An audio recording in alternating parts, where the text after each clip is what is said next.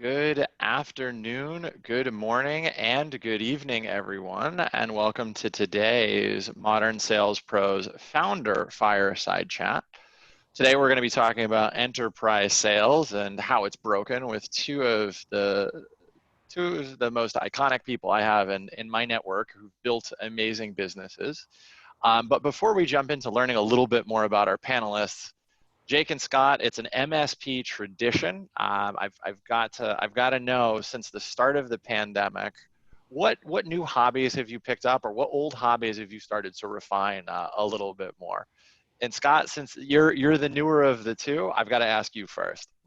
Rich, so I've always enjoyed gardening, and I think we've all probably read articles about gardening having really taken off during the pandemic, right? You know, seed catalogs are just being sold out and all that sort of thing. So I've gone just near crazy gardening. And if anyone needs tomatoes, zucchini, squash, just DM me on LinkedIn or Twitter, and I'll send a basket over. I think that's the first time an MSP panelist has ever offered fresh produce, Scott. That's awesome. That's great. And then Jake, how about yourself? Yeah, so I got a Peloton, I guess, back in December, and I've been riding that thing hard. I am a daily active user on Peloton. I've learned to really love it. And I have an old boat in my garage, so I spend a lot of my free time obsessing over that thing. All right. Are you restoring it, or are you getting it ready to out on the lake? I'm always restoring a boat. So it's a 35-year obsession. All right, that's exciting. So we've got fresh produce, we've got boats. I'm really excited about today's programming. I'm excited to bring two of these folks on board to chat. And before we do that, just a little bit of background about Modern Sales Pros. Modern Sales Pros is the world's largest community for revenue leadership. We look to create an environment for our 20,000 members where folks can come and bring questions they'd otherwise struggle to solve on their own. Whether it's a sales management challenge of how do I create a motivating comp plan for my team, or something as granular as what's the way to co-term a renewal in Salesforce when there's an opportunity object that's been created. We like to really strain the gamut between sales management and traditional revenue leadership strategy, and also the tactics. For those of you who aren't members in our community, you'll be invited to join afterwards. And we pull together programming like what we have here today to create an environment where you can learn from some of the best and some of the most amazing entrepreneurs, sales leaders, and operations leaders in the world. Today's programming wouldn't be possible without the sponsorship of the team from MetaCX. So I'll hand it off to Jake to say a few words about MetaCX. Thanks, Richard. On our website, if you go to metacx.com, you'll see that our promise is that we help you sell on value and renew on proof. So the general idea is helping suppliers to better align with buyers around a shared definition of value, and then making that sort of mutual success plan the steel thread that runs through the customer relationship. So it's the basis for how we close deals. From the perspective of value-based selling, it's how we hand off to implementation, onboarding, success teams, and then importantly, it's how we renew with a view of proof. Like, have we or have we not achieved the outcomes that we promised within the sales cycle? Awesome, and we're excited to have you both here today. And for our audience, this is a little bit of a new format, so I'm just going to set some ground rules before we have our panelists introduce themselves. These are two amazing entrepreneurs. They've done some amazing things in business. We're going to hear a little bit more about their story. We're also going to talk about what they're seeing in the landscape of enterprise sales and why they think it's broken. I agree full-throatedly, having been involved with this, but we're going to go deep into that. Everyone that asks some questions during registration, we're going to do our best to get to some of the best of those. For those of you that are here online live, please do use the Q&A panel. In there, you can comment on questions, you can upvote questions, and we're going to take those in the second half of our programming today. And then before anybody asks, the recording will be made available. It usually takes about 24 hours for Zoom to process. So with that, I'm going to hand it off to somebody who I've admired from afar, and I've had the opportunity to work with many people in his network. Scott McCorkle, please introduce yourself to our audience here today. Richard, thanks so much, and thanks for having us, and good to see everybody. Thanks for joining us here today to talk about enterprise sales. So my name is Scott McCorkle. I'm CEO of MetaCX and a co-founder. And I most recently was running the marketing cloud for Salesforce. So a CEO of Salesforce Marketing Cloud, became part of Salesforce through the acquisition of ExactTarget. Hard to believe that was in 2013, so about 7 years ago. I was president with ExactTarget, and it'll be fun to reminisce there a bit and how that's influenced us with MetaCX. When I left Salesforce, I hopped back into the world of startups, and I was just struck by how separate it is to build and architect and conceive of a SaaS product that your customer is actually going to be part of, and then how you're managing the customer in some separate system. And I've been in enterprise software for decades, and I've always wanted to know what is the reason my customer bought my product? How do I keep track at scale of the expectations that my customer has for me? How do I know if things are going well or not? And know before my customer tells me something's not going well, how can I get a better lens on the path of success? And then when things do go wrong, or even just in the course of the relationship, how do we have a continuous stream of interaction that isn't a QBR, that is much more in tune to the current state of the relationship at any given moment? So as I hop back in to help start a couple companies, it just struck me that, why don't we just reframe the way we think of managing our customers with those end goals in mind? I'm all for the innovations that we've all had in enterprise software up to this point in time. But I think if we start to think, what would it look like now that we're all digital first, now that every company on the planet to some extent is a technology company, how would we architect how we establish the relationship between a supplier and buyer? And eager to talk more about that as we go. Awesome. And I'm Jake Saroffman. I'm president of MetaCX. I joined Scott at MetaCX about 4 months ago. And before that, I had been CMO of Pendo. And I joined Pendo sort of in its early adolescence. So right in the knee of the curve as the company was sort of growing and moving into this hyper growth phase. And I was there the better part of 3 years. But I had a long history with the company. I knew them really from day zero. Having run marketing for 2 of the founders' previous companies, I actually have the future distinction of having introduced 2 of them. So I've been part of that story from the beginning, super proud of what we did together and what they're accomplishing as a company of brand. And before that, I was at Gartner for 5 years as a chief of research looking after digital marketing and CMO topics, which is where I got to know Scott and was really thrilled to get back together with Scott and partner on this. And it's been a whole lot of fun. I should say pre-Gartner, I was addicted to venture-backed software companies and sort of a glutton for punishment, having gone through 17 years of 6 or 7 startups with a few successful exits and a few dramatic flameouts. It's funny. I think a lot of folks in the MSP audience can relate to that. Just addicted, a glutton for punishment. It's the journey, not the destination, right? So I want to jump in a little bit, and I want to bring it back to Scott here, and I want to rewind back to the ExactTarget days. I want to reminisce a little bit with you about this.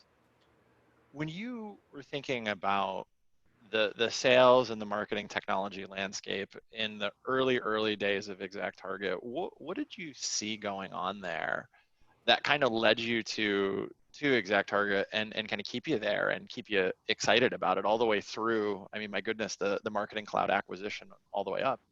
Yeah, Richard, we're going back 2 decades here.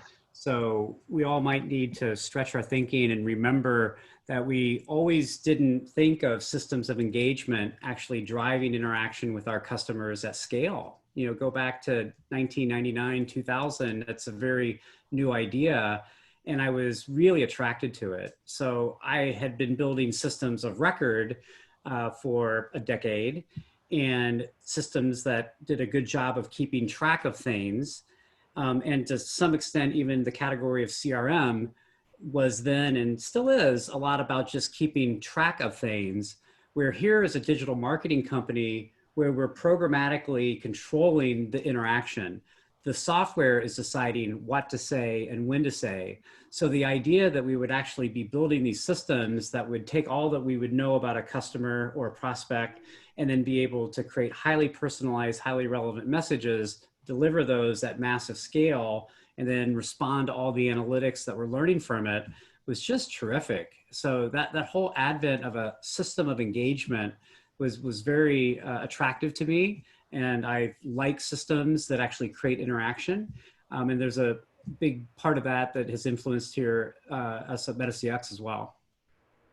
I think that's phenomenal, and I think it's something too where you saw a very interesting evolution in that space as well. ExactTarget wasn't the only player, but I think as it grew, there are a lot of exciting innovations that happened, and also that tightness between the system of record and the system of engagement. Yeah, I know it's interesting. Like if we just look historically, ExactTarget was really part of the second wave of companies like this. You had Cheetah, Epsilon, a bunch of others that were part of the first wave. And even just a fun little anecdote on enterprise selling, if I could step into a story here that might be just a bit out of school. But as we were mid-market in 2005, 2006, we made a very conscious decision to move up market. And we began engaging in much larger enterprise deals. And there was a 6-month stretch where Expedia, Best Buy, Nike, Bank of America, and Microsoft were all in the decision-making process. We would have been happy to have won any one of them. And we ended up winning all 5. And it was really just a step function for the company that put us on a different trajectory. Almost broke the back of the company as well, but you power through those things, and I guess the rest they say is history. That I didn't know that story about that. I can imagine what your product team felt with that. Scott, you mentioned a couple of things on this, and when we think about MSP, there's a lot of folks that are in high growth venture-backed SaaS companies that would love to have the ExactTarget run. You mentioned that there was a conscious decision to go up market. Can you talk a little bit more about what went into that and what that was like for you and for the organization? Yeah, I mean, I think companies can be successful at any part of the market, and we see great examples of that. But there is something about $1 million deal versus $100,000 deals, and we felt we had a product that was suited to move up market, and we thought that there were some competitive weaknesses. It's kind of the classic innovate in a SMB or mid-market with some ease of use, novel functionality that you can then apply up market and capture share away from some of the legacy providers. I think in the digital marketing world then, even back in the day, gosh, 75% of all new deals were competitive replacements. Yeah, it's just there's a little bit of personal interest there. The enterprise is a fun place to be. Big deals, big logos, important companies, and just we were really attracted to it. It's always fun when you close those for those of us in startups. You close one and you're like, oh yeah, my mom knows that brand. Like that's always like a sense of pride. Or my grandmother knows, Microsoft or whatever it might be. So as we think about that landscape, one of the things that I see a lot of similarities between that disjointedness that you saw in kind of our world of sales tech today and in B2B sales. And I'm going to just advance here. And Jake, don't worry, we're going to get to you in a second. But Scott, what are some of the things that you saw, similarities or differences, macro, that led us to, led you to build out and get going with MetaCX? Well, it's interesting. We all like talking about digital transformation. We all like talking about using technology to enhance how we differentiate or compete in the marketplace. But if we take a long look at B2B selling, it's the opposite of digitally transformed. It is largely a collection of offline, disconnected processes not supported by any underlying technology or digital interaction.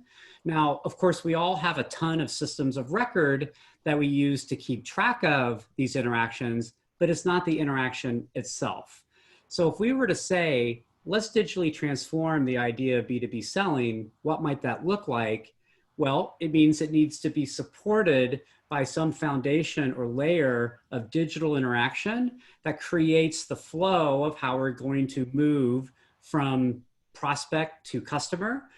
Jake mentioned that idea of coordinated handoffs. How do we actually create the point A to point B so a customer understands where they are and what's happening in the journey?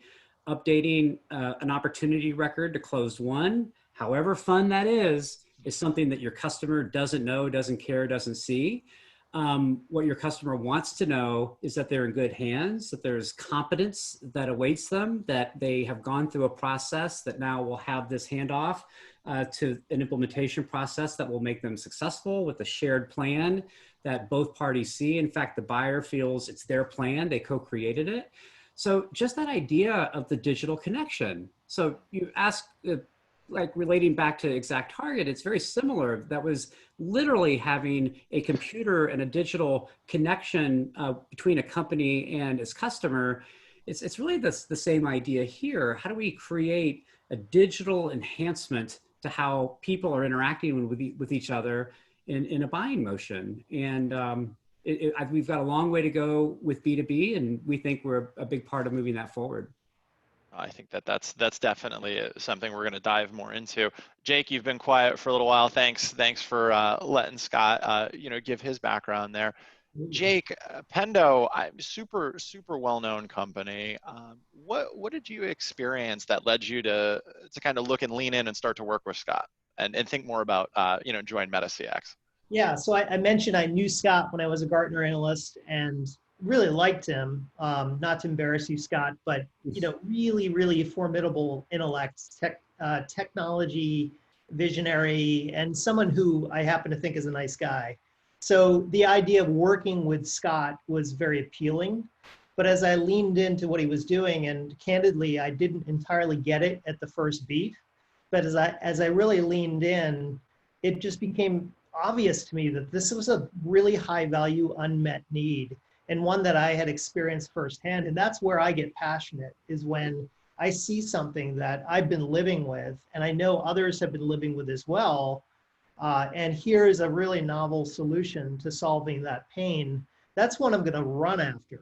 So the idea of being part of this, working with Scott and partnering at this stage to build something that I think is really important, solving a problem that if anyone's been in enterprise B2B, this problem. And of course, we can spend some time talking about what we see as that problem, but it's so real and it's so visceral.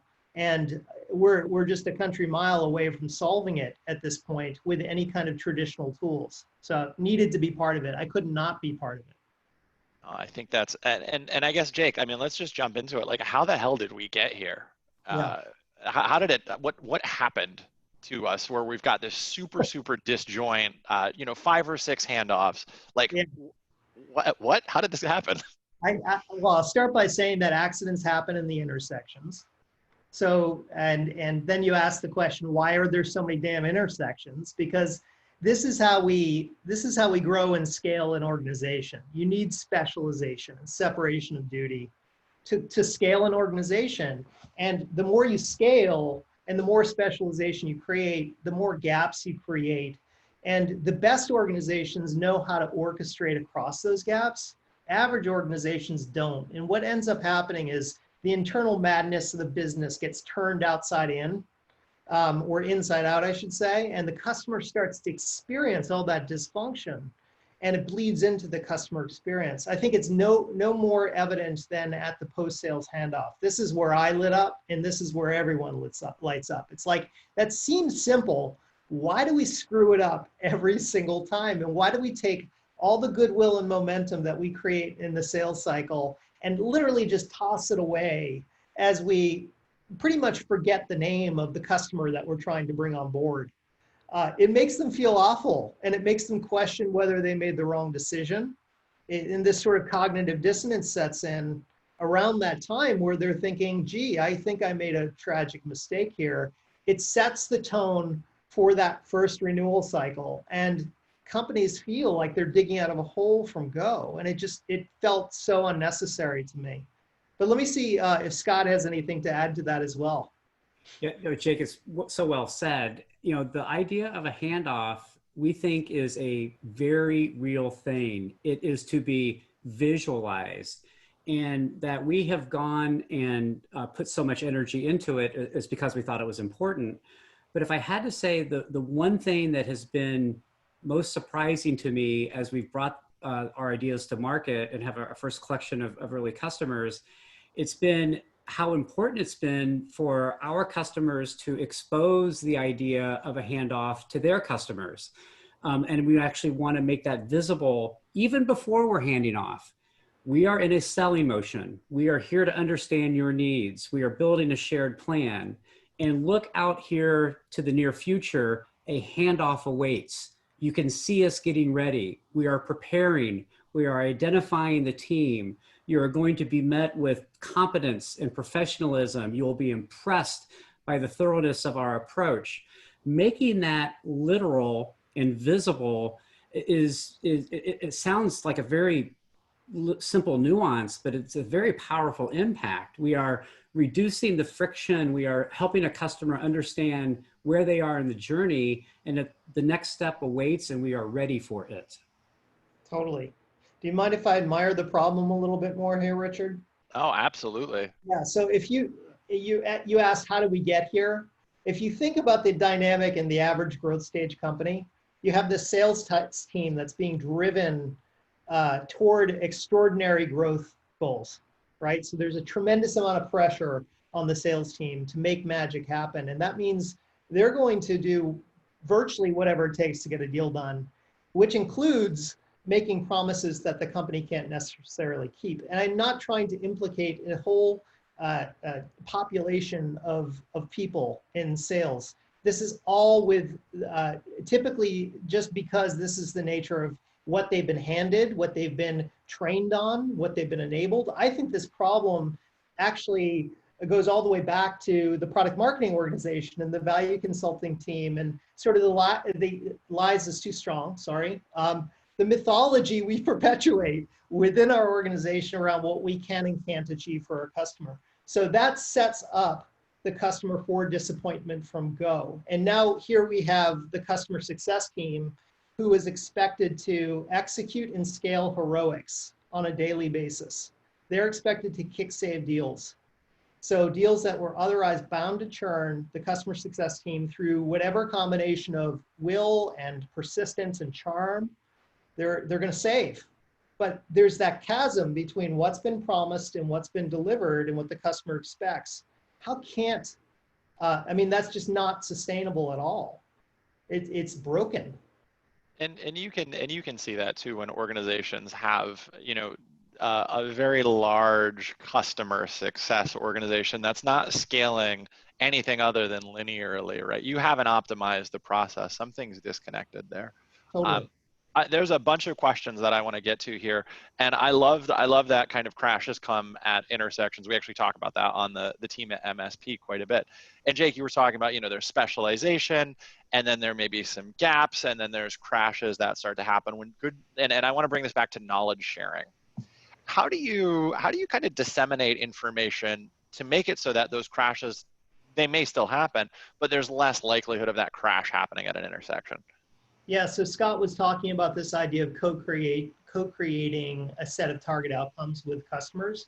We think that's absolutely essential because it really works out any kind of misalignment between you as a seller and your prospect as a buyer around what they may or may not expect. So making that both an exercise towards the goal of driving real consistency and understanding, and also refining and distilling the definition of what you're trying to do. It sounds a little precious, like how I'm talking about it, but I think it's really important to get that tight and bright from the beginning, so everyone's on the same page. And then that becomes the basis for what gets handed off to the implementation, onboarding, success teams, not as a bunch of like sketchy notes in Salesforce, that are, shorthand and abbreviations and my observations that make sense to me, but no one else, but really, really distilled and refined outcomes. I think that's a really, really important part of it, is putting in the work up front to create that understanding. And then that creates an understanding that transfers to the other stakeholders within the experience. I think that's incredibly important. Live question coming in from David Jackson, and I think this is a good one, Scott, as someone who's been part of many scaling organizations at a very high octane senior capacity. When we're back to that specialization point, that happens naturally. Is that a failure of a CEO maybe to hold the company to an outside-in process? Like, how does that actually happen, right? Or why do you think that's happened at some of these organizations? Yeah, I think that, well, two things. Jake mentioned just an inevitable need for specialization. I mean, these are complex products and important things companies are doing that require lots of different people in different roles. So there's a specialization for sure. But I think the point of not holding the company accountable to an outside-in process is a very good point.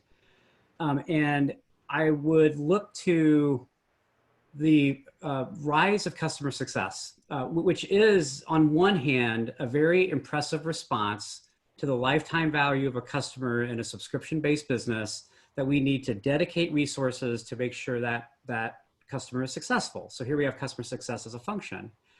But I think that function also exists in part because no one knew what the hell was going on. Hey, we got to renew these customers. If they don't renew, our whole business model breaks. How's it going out there? Hey, anyone, what, are customers happy?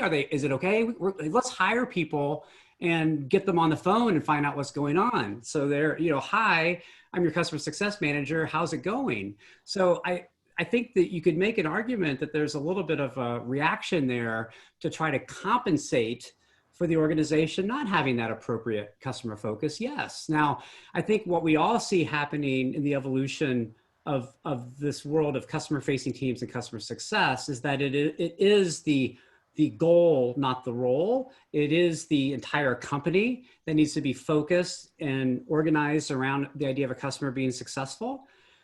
Which that does bring us to this idea of an outcome-based focus. And we could use the word value, goal. We picked outcome, but the concept applies across different words. We need to understand what it is the customer wants to achieve, like literally. And we need to know how we will measure it. And the buyers in all of our worlds are far more sophisticated than even a couple years ago. All of them have dozens of choices in most product categories that would be acceptable solutions. So how do we rise above and differentiate when there's so much stuff out there that's pretty good? Well, we do it by focusing on the customer. And what does that mean? Well, hey, we're all for the nice user conference and t-shirts and coffee mugs, but ultimately it's saying to the customer, here is how we are going to hold each other accountable, us and you, to define what we're out to achieve and measure. And it sounds so simple, but it's kind of not the way it's been working. So we think that we're pushing into really key core principles here that just we've not been organizing ourselves around, but they're really kind of, in a way, hard to argue with principles of just like what constitutes a good customer relationship. I love that. We've done a lot of conversations like this, and it's an interesting way to think about customer success as actually a response to not really knowing maybe what we sold, gets lost in the fog of the handoff process. And then it's like, oh, well, hold on, our whole business is precipiced upon having that revenue stick around, which means the customer needs to get value. Like where the hell do we start? I want to get to a couple questions that came in during registration, and there's a few here that are live. This notion of too many cooks, right? We've been a part of that at all different points in time, but this idea of when you're in an enterprise sales motion, how do you make sure that your customer, your prospect, doesn't feel like there's too many cooks involved in the process? How do you make sure that they're getting a seamless experience? And I know, Jake, you touched on it a little bit before, but maybe we can double click in a little bit to Yeah. the cooks in the kitchen, as it were. Yeah, I love that analogy. I think it's almost perfect because, and we talked about it a little bit before, it's this idea of like, the number of cooks that you put in the kitchen is kind of not the point. It's the fact that they have a very clear and well-defined role and that they're all working toward the same recipe. And I was thinking about, this image of a poorly run kitchen, which would be most of them, where it feels chaotic and loud and noisy and sweaty. And then like Eric Repair at Le Bernardin, and how quiet and precise and orchestrated that whole experience is. And that's because people clearly understand their role and they clearly understand how they're adding value to the completion of, this world-class meal. And I think that in sales, particularly in enterprise sales, it's the same darn thing. Like if you start bringing too many people into the conversation without a clear understanding of the role that they're going to play, you're going to create that cacophony of chaos that I described. Whereas if you have people that are lined up to very specific roles, you have an opportunity to create something pretty magical. And that goes for both sides of the equation. You have, and I think a lot of sales teams don't understand that they have more control than they recognize. To the extent that you're prescriptive about your sales process and building a mutual action plan, you can actually prescribe to a degree, not always, but to a degree, you can prescribe sort of the rules of engagement to the extent that it makes sense to them. Like there needs to be a clear understanding of why you're asking them to do X, Y, and Z in a specific sequence and order. If you're able to tell that story convincingly, you've got ball control, and that's a powerful thing. Yeah, I think that's one of the things sellers often forget, and even frontline sales managers forget. You're actually better at selling whatever it is that you're selling than your prospect is at buying it, hands down. Yeah. And in enterprise selling, right, you've got all these cooks. Okay, cool. I'm selling to Scott. Scott, have you lined up someone from your security team? Scott's like, well, hold on. I need somebody from security. Yeah, I'm going to connect him with Jake on my side. Jake's our security guy. It's going to happen in procurement anyways. That also helps you build really good rapport with your buyer and set really good expectations. That I've got you, right back to Scott's point earlier. Like, we're not going to look up at the end and be like, okay, what did you buy? What's going on here? Those are the little steps that you can take to build that relationship. Totally. Excuse me there, gentlemen. So a couple of other questions come in, and folks, please do use the Q&A panel. That does help us manage the flow of questions a little bit more. Jake, you touched on this quite a bit before. Any specific, now I want to kind of get a little bit more tactical, right? How can maybe just, let's say, sales and onboarding break down some of the silos that happen where it becomes a hot potato? Scott signs, hey, Scott, I'm going to hand you off to Jake in onboarding, and I'm done. I walk away from it. Anything tactical that people can do today to start to break that silo down a little bit? Yeah, is that to me, Richard? Okay. Yeah, that was for you, Jake. Yeah, so the first thing is give your sales team incentive to affect a clean handoff. So getting the knowledge transfer right, ensuring that they have some extra skin in the game as the contract is closing and they don't just have sudden memory loss. That's really important because their half of the battle is ensuring that that information is being conveyed in a very, very clear way and very quickly. And then ensuring that the various stakeholders, and there's often multiple stakeholders, which I'll explain in a second, clearly understand who has the ball and who has the next action. So the idea of a RACI chart, like who's responsible, who's accountable, who's contributor, who's involved, that sort of thing, I think is a really good framework for ensuring that all those stakeholders within that handoff know how they're involved and who has the next action. In many cases, I've found that the handoff is fumbled because of assumptions that are made that someone else has the ball. It's as simple as that.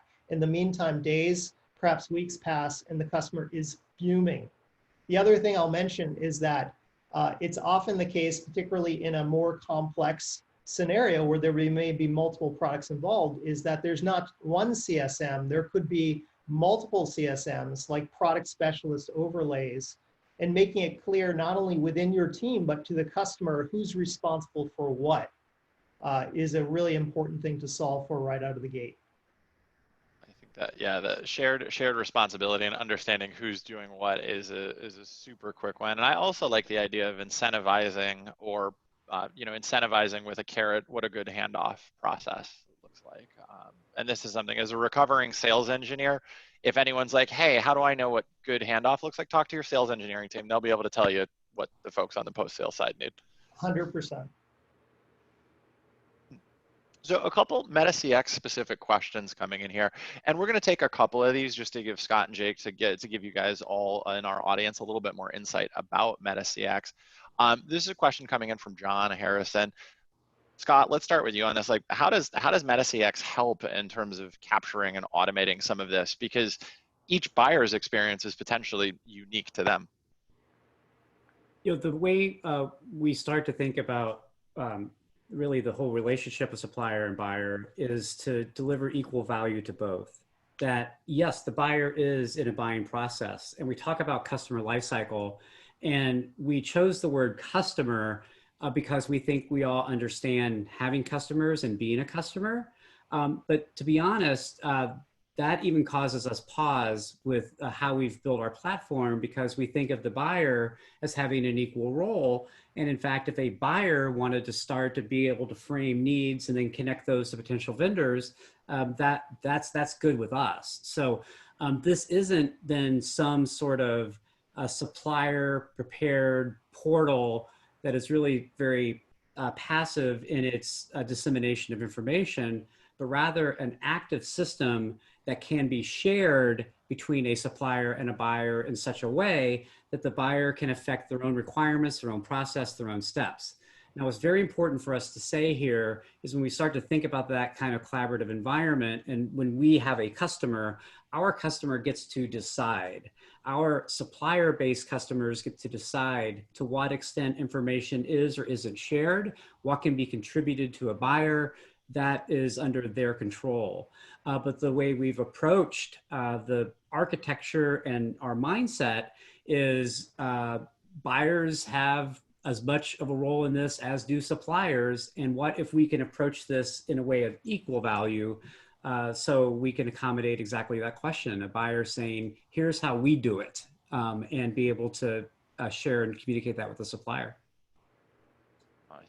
I think that's exciting stuff. And I'm sure when you guys follow up also with the audience, there'll be opportunity to learn a ton more about MetaCX and how you guys help. I want to throw some more questions in and at you guys from registration here. And Jake, I think this is one that we can start with you. Just a little bit more about some of the differences that you've seen in the DNA of enterprise versus non-enterprise salespeople, or how do you draw that distinction, or what's different? I have a lot of thoughts on this one, but I want you to go, Jake. Yeah, man, I don't know if I've ever thought about that in any kind of like intentional way, but the things that come to mind initially are patience. So, and this is a function of just the rhythm of the sales motion. Is high velocity transactional businesses are, you get a deal done, you move on to the next one.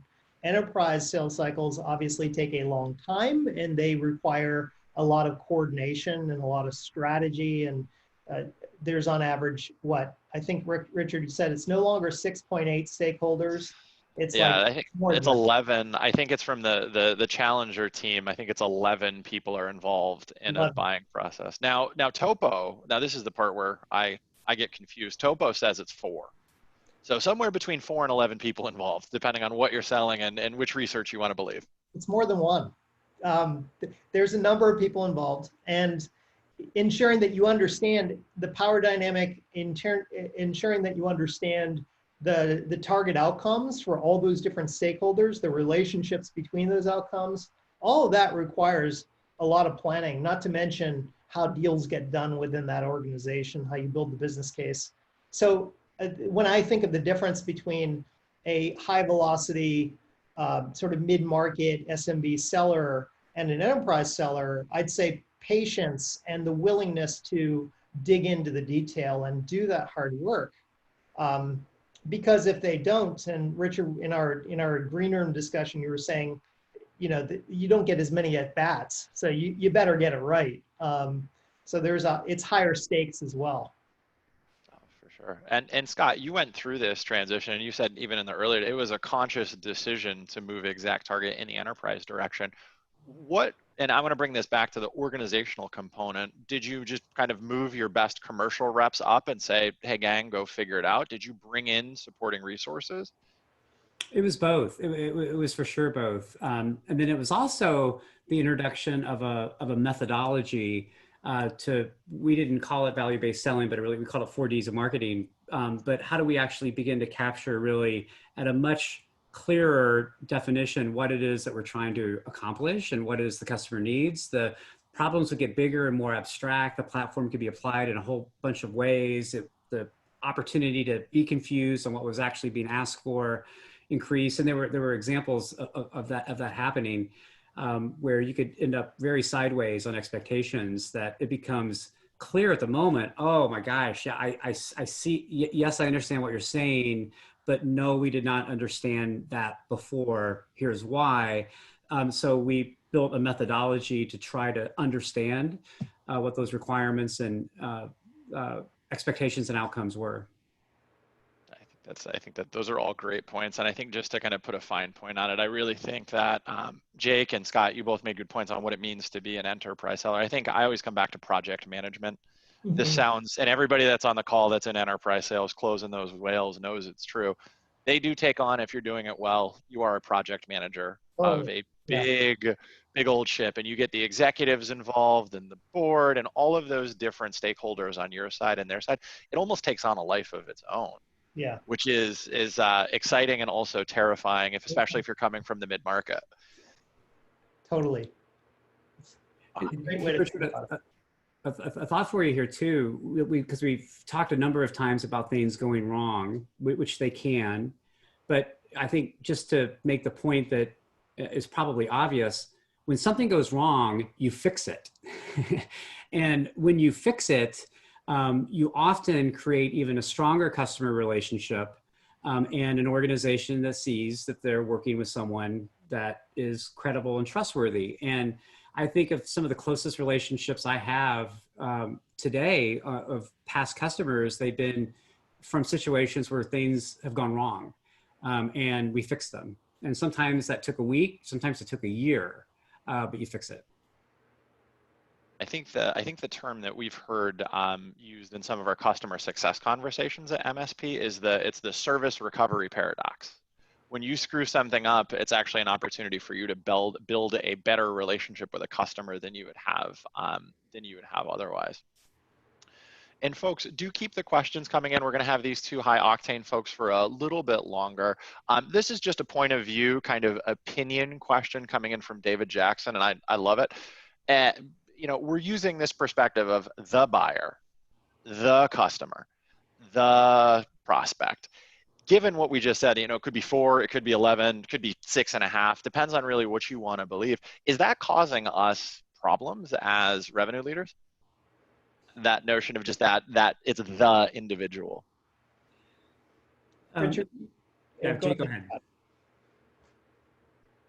Let's let Jake get started with this. I know you guys both have opinions on it. Sorry about the jump ball there, lads. No worries. So do you mean in terms of not knowing who's responsible for what? Just the ambiguity of the collective? Yeah, I think that's a real problem. There's a couple of different dimensions to that. I think, first of all, not to sound too pop psychology about this, but I think you need to, it sort of dehumanizes the buyer. You know, if you think of it as this collective, where there isn't any distinction around who's responsible for what. And ultimately what makes the difference in any kind of sales scenario is empathy. It's understanding the need you're solving for. And to the extent that you sort of abstract that away to the collective buyer without really understanding that Jane has this problem and Jack has this problem, you've missed an opportunity to really connect with the thing that they care about, the business problem that they're trying to solve, and also the personal dimension of this. Like, people have aspirations and careers and goals, and all of that needs to be sort of wrapped up into how you're selling. So I think it's a missed opportunity. I also think it betrays a lack of rigor. So understanding how power flows, how decisions are made, who has what pain, is an important part of how you orchestrate an effective sales cycle.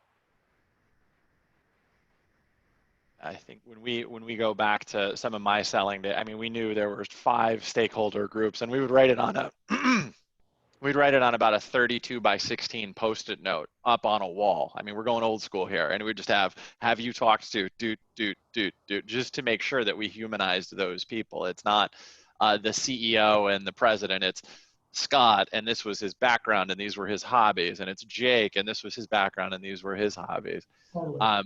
Kind of a fun question coming in from John Harrison. And Scott, I want to start with you on this one. Where do you stand on the statement, B2B salespeople are obsolete? And I think this is coming from a place of, product-led growth, and Slack doesn't have any salespeople, and all the stuff you hear out here in, in the San Francisco neck of the woods. Yeah, and I think that, product-led growth is a real thing for sure, that a customer has had whatever percentage of the sales process complete before they ever engage with a salesperson. All of that's true. And I think there's implications of that for the selling function. Let me come to that second. But when we contemplate the question, enterprise sales, is it broken? Enterprise sales, can it be improved? There's a way to reframe that question, which would be, does the nature by which a supplier and buyer instantiate a relationship as customer and vendor, could that be better, irrespective of the role of a salesperson or not of a salesperson? And the answer is yes. And is there a foundation upon which we could make that relationship better? For sure.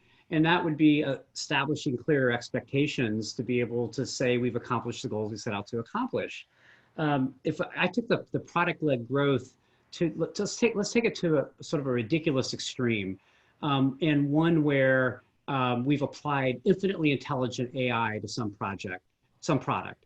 And what you then would do with this product with infinitely intelligent AI is you would just tell it what you wanted. What I would like to have happen is this: the product goes off and does it, and it says, here it is. Well, what I've just done is establish an outcome at the basis of my expectation. It's then been delivered back to me. Now, of course, such a system doesn't exist, but why wouldn't we apply the same kind of thinking really in any scenario here of how companies come together? What are we trying to do? How will we measure it? Let's do that. Now, to just hit this point here quickly, we're, as leaning in and trying to be progressive with our thinking and, challenge established principles and all that. And we're hiring B2B salespeople. And I think most of us are hiring B2B salespeople. So there's no risk of immediate endangerment or extinction of our B2B sales world. But we would then stress, irrespective of that, just how do companies set clear expectations and work better together? And we think there's a path for that to happen. And I think too, there's a good article, and I don't remember where it came from. It may have been Andreessen. It's like every company should strive to have the ability to have product-led growth and self-serviceness be a key component of what they do. Just because you're using that as a design center doesn't mean that's how you design your company. But using that as a first principle, I think it's a valuable thing, even in enterprise selling, because someone somewhere's got to go deploy this big gnarly piece of software, and if they can self-serve onto that, your implementation team is much, much happier. Folks, we're going to move on here to our wrap up. We've only got about 10 minutes left. We're going to launch a quick poll here just to get to know the audience. We neglected to do that kind of at the outset, but we'll do it now. And then what I'm really excited about with MetaCX, obviously a great partner of MSP, but you guys are both very excited about what's in store and what's in the future. Scott, what's got you most fired up about what you see on the horizon for MetaCX? I think we are leaving an important phase of all of our evolution in the world of technology from a subscription-based economy to a performance-based economy. I think the sophistication of buyers is increasing. It's become harder to differentiate on technology. We have to be able to have a much better and differentiated customer experience. I think that's going to bring this digital transformation to the world of B2B that will be very important. There's part of that that I would offer as a important pillar of what it means to be digitally transformed, which is we remove the distinction between product experience and customer experience. So I, as a customer, am having an experience in a product, and I, as a customer, have expectations or requirements of me because I'm a customer. And that's what we're really talking about here, that customer experience that happens through sales of product. Well, a lot of what we're excited to do, and I'm kind of throwing out a little bit of pre-announcement stuff, but in our world, if all of what we've just described needs to happen in the context of our customer's product, we're all for it. Because our layer then removes the distinction for our customers of how their customers are experiencing their customer relationship. So we remove that product experience and customer experience. And the best B2C brands that really are driving our whole notion of digital transformation, that's what they've done. And it's time for B2B to do the same. And then what about you, Jake? What are you excited about? Anything kind of fun coming up on the horizon for you guys? Yeah, a couple of quick things. So the first is we've talked a lot about accidents happen at the intersection, handoffs are broken. I think it's time to make the customer experience for B2B buyers and customers more delightful, and to lean into these opportunities in the way that other companies, other solutions have in other domains, to really celebrate moments of mutual achievement. So in the same way that Gusto tells you that you've been paid, yay, Carta tells you that you vested, there's like a micro serotonin burst that happens in that moment. Why not make that part of how we think about the B2B customer experience and create this steel thread that cuts across the entire experience, so it's consistent and it's buttoned up and you know what to expect and where you are in this process. It removes all of this ambiguity and really kind of shifts the focus away from what's not working to the things that aren't. And that is especially so as it relates to measuring proof of performance. So at renewal, rather than treating CS as good-hearted heroes, which they are, treat them as the business people that they should be, who are armed with data to help their customers make really sound decisions for their business. And that starts almost really, really early in the sales process and with some of those discussions. I love that idea of the sales, that steel thread, right? Jake, I know you guys have a pretty cool set of events coming up. You want to just say a few words about the MetaCX customer room event? Yeah, you bet. So the customer room as a concept is a space that companies create within their organizations as a way to sort of celebrate and memorialize and drive focus around the customer need. So like personas and journey maps and things like that. So we borrowed that for this event. And it's a week-long digital event the week of September 21st. 10 sessions over 5 days, 2 sort of snackable sessions a day. We're not going to overwhelm you with content. It's a combination of fireside chats, panel discussions, workshops, etc. Free, flexible registration. Feel free to register for whatever works for you. Ignore the rest, watch it later, whatever. We've also, as a kind of an interesting touch, we brought in some pretty well-known Nashville-based musicians to perform daily as musical interludes between the sessions. These are folks that have been disrupted by the pandemic, and we want them to be able to, give them an honorarium and convey a social message. All of this revolves around this idea that we're at a moment of sort of punctuated change, and we feel that on many levels, socially, politically, economically, and I think it goes for how we think about customer relationships as well. So it's customerroomevents.com, I believe, and free. Please sign up. And we'll get everyone who's here today. We'll also get we'll include that link as well as part of our follow-up for this. We're almost at time here.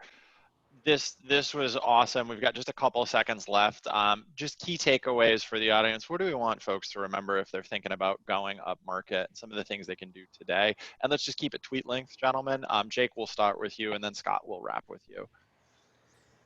So I guess what I would say is nail the handoff, particularly that post-sales handoff, because that is, when you think about a customer experience, there are moments that matter more than others. This is a magic moment. It's your opportunity to shine. Don't mess it up. Create structure to visualize the relationship, show the customer where they are, where they're going next, and how you'll make them successful. Awesome. I love it, guys. I feel like I could have this conversation for hours on. And Scott McCorkle, Jake, I know you guys are very, very busy. Thank you so much for sharing and all these amazing stories, this great perspective with the MSP community. On behalf of our 19,000 and growing members, Gina behind the scenes and everybody, thank you so much. I've got like 6 pages worth of notes. This was really awesome, guys. Awesome. Thank you, Richard. Thanks, everybody. Thanks, everybody, and stay safe, and we'll see you guys soon. Take care.